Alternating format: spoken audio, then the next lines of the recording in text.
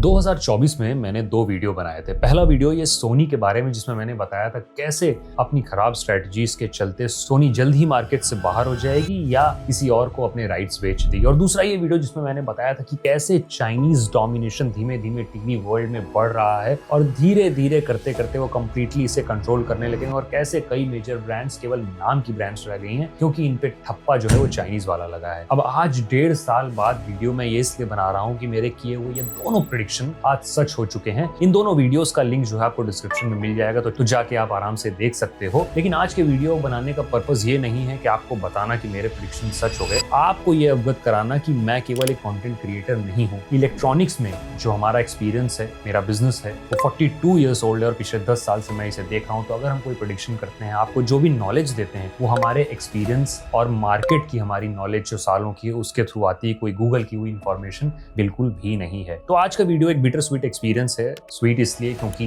मेरी कई चीजें आज सच हो गई हैं, और बिटर इसलिए क्योंकि इसी के साथ एक नए एरा की शुरुआत हो रही है। एक पुराना क्लासिकल हिस्टोरिक एरा जिसमें जापानीज टीवी का, क्वालिटी टीवीज का डोमिनेशन था, वो अब खत्म हो चुका है। कैसे चाइना ने एंटायर मार्केट पे आज कब्जा कर लिया है, इसका क्या इंपैक्ट होगा ग्लोबल मार्केट पे, आप पे एज अ कंज्यूमर, मेरे पे एज अ रिटेलर, ये सब जानेंगे इस वीडियो में। और कैसे चाइना ने ये करके दिखाया ये भी जानते हैं इस वीडियो में। तो चलिए बिना टाइम वेस्ट किए शुरू करते हैं।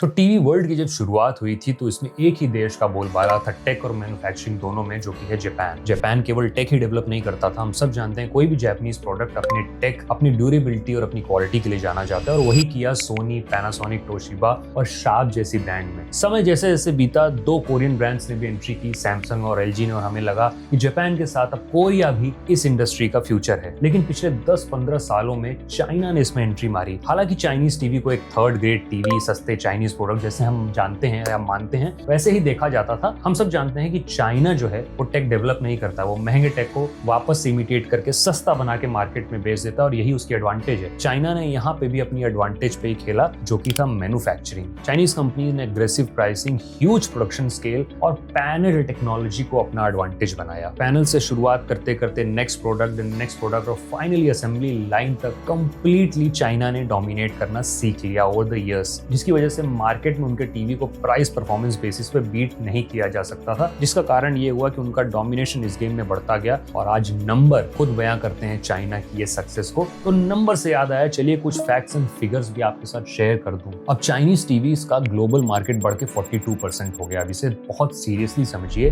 42% करेंटली चाइना ओन करती है, और जैसे ही ये 50% पहुंचेगा, और आपको भी पता है कि किसी भी फील्ड में जिस पार्टी का 50% से ज्यादा डोमिनेशन हो उसमें कंप्लीट कंट्रोल उसी पार्टी का होता है। तो चाइना जैसे ही 50% कंट्रोल पे आएगा, ये कंप्लीट इंडस्ट्री चाइना के हाथ में आ चली जाएगी। पहली बार हिस्ट्री में जापान के 50% से ज्यादा मार्केट को चाइना कैप्चर कर चुका है, जो एक टाइम पे पैनल या एलईडी टीवीज का मैन्युफैक्चरिंग टेक का हब हुआ करता था। उसकी खुद की मार्केट में एक दूसरी कंट्री का डोमिनेशन हो चुका है। हाइसेंस ने पिछले साल 29 मिलियन टीवी बेचे और 14% उनका मार्केट स्टेक हो गया है ग्लोबली, और 100 इंच से भी ज्यादा टीवी में नंबर 1 पे हाइसेंस ही आता है। अब आप में से बहुत सारे लोगों ने तो हाइसेंस का नाम भी नहीं सुना होगा। That is how smartly China players वो नंबर गेम खेलते हैं, और नंबर ही धीमे धीमे उनको जीत दिला देते हैं। और इसी नंबर्स की वजह से चाइना ने कंप्लीटली डोमिनेट कर दिया है। अब हाल फिलहाल में ही सोनी का 51% स्टेक टीसीएल ने ले लिया है। ये सोनी नाम और ब्रांड वैल्यू सब टीसीएल के हाथ में है। तो now a Chinese manufacturer will completely own your Sony TV.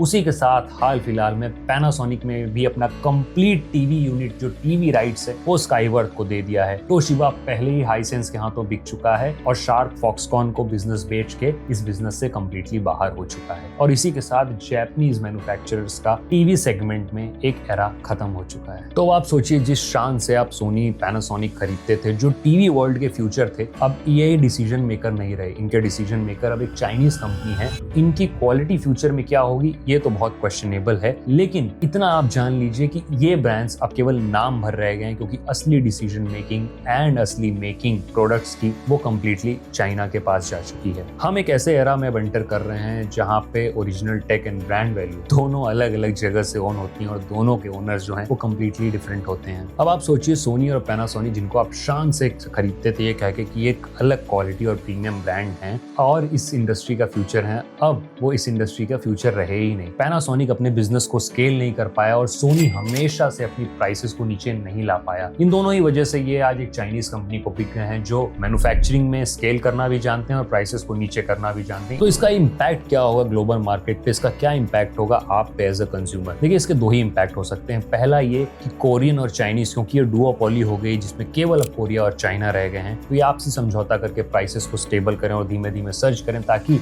इन दोनों ही देश की प्रॉफिटेबिलिटी जो है वो इस सेगमेंट में बढ़ती रहे और धीमे धीमे वो अपनी प्रॉफिट मार्जिन को बढ़ाते रहें और अच्छा सेटअप कर लें इस इंडस्ट्री में। और दूसरी possibility which is most likely to happen ये है कि चाइना अभी करंटली 42% मार्केट को डोमिनेट करता है और वो बिल्कुल चाहेगा कि वो 50% मार्केट से ज्यादा कैप्चर कर ले, और ऐसा वो ऐसे करके करेगा कि वो पैनासोनिक और सोनी के प्राइसेस को काफी गिरा देगा, जिससे वो एलजी और सैमसंग के करंट मार्केट को खा सके और उनके मार्केट को भी कब्जा करके इस इंडस्ट्री का कंप्लीट डोमिनेंट लीडर बन जाए और हो सकता है आगे चल के सैमसंग और एलजी को भी इस इंडस्ट्री से आउट करते। तो इसमें फायदा जो है वो एंड कंज्यूमर का ही। हालांकि ये भी हो सकता है कि आपको क्वालिटी से कॉम्प्रोमाइज करना पड़े, बट कहते हैं ना कि कुछ पाने के लिए कुछ खोना पड़ता है। तो प्राइसेस अगर बहुत कम होंगे तो क्वालिटी पे भी कुछ ना कुछ इम्पैक्ट तो जरूर आएगा। लेकिन इन सब में अच्छी बात यह है, आपके लिए एक प्रो टिप जो आपकी इस वीडियो से लेके जा सकते हैं कि मार्केट में करंटली अभी ये ट्रांजिशन चल रहा है। तो ओरिजिनली सोनी द्वारा मैन्युफैक्चर्ड एंड पैनासोनिक द्वारा मैन्युफैक्चर्ड टीवीज मार्केट में बहुत ज्यादा हैं और इनको सेल आउट करने के लिए ब्रांड्स ने इनके प्राइसेस बहुत ही ज्यादा कम कर दिए हैं। तो आप ऑफलाइन मार्केट में जा सकते हो, अच्छे से इन टीवी को देख के कंपेयर करके लो प्राइसेस पे और ओरिजिनल मैन्युफैक्चर से ले सकते हो। मैं कोशिश करूंगा कि डिस्क्रिप्शन में कुछ लिंक डाल दूं ऑनलाइन के, बट मैं सजेस्ट करूंगा कि आप ऑफलाइन मार्केट से लो। अगर नहीं पॉसिबल है तो इन लिंक के जरिए आप जाके खरीद सकते हो। और याद रखिएगा कि ये दोनों वीडियोस जिनकी बात मैंने शुरू में की थी, इनको भी जाके एक बार देख लीजिएगा, ताकि आपको समझ में आए कि क्यों ऐसा हुआ कि सोनी ने इस मार्केट को लूज करके यहाँ तक पहुंची और कैसे चाइनीज का डोमिनेशन इस मार्केट में धीमे धीमे पहले से था और अब तो मैंने बता ही दिया कैसे बढ़ गया है। और इसके साथ ही अगर आप जानना चाहते हो कि कम टीवी प्राइसेस के साथ सबसे कम दाम में आप एसी कैसे पा सकते हो और क्यों ग्लोबली एसी के दाम और क्यों इंडिया में सबसे ज्यादा लोएस्ट पे हैं अपने दाम, जो कि शायद कभी ना हो, तो ये वीडियो जरूर देख लेना। स्क्रीन पे जो दिख रहा है इसका लिंक भी आपको डिस्क्रिप्शन में मिल जाएगा। मैं मिलूंगा आपसे अगले वीडियो में, तब तक अपना ध्यान रखिएगा, सावधान रहिए, सतर्क रहिए। इजी इलेक्ट्रॉनिक्स को फॉलो नहीं किया है तो फॉलो करके जाइए, सब्सक्राइब करके जाइए। आपके फायदे की बात मैं इस चैनल पे करता रहता हूँ। आपका दिन शुभ हो। मैं मिलूंगा।